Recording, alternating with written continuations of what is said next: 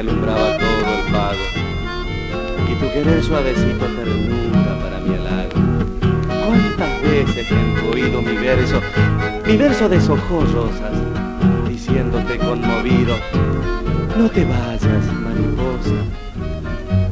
Una tras otras caían blancas lágrimas de azares, me anunciaban tu partida, llorando naranjales. Hubiera dado la vida por conservarte morena, no solo por mi cariño, sino por quitarte pena.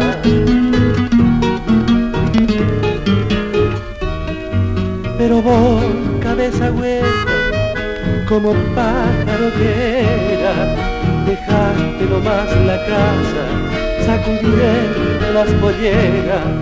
Hoy andarás mi morena, como palomita herida, te pesará la cadena que arrastraste en tu caída.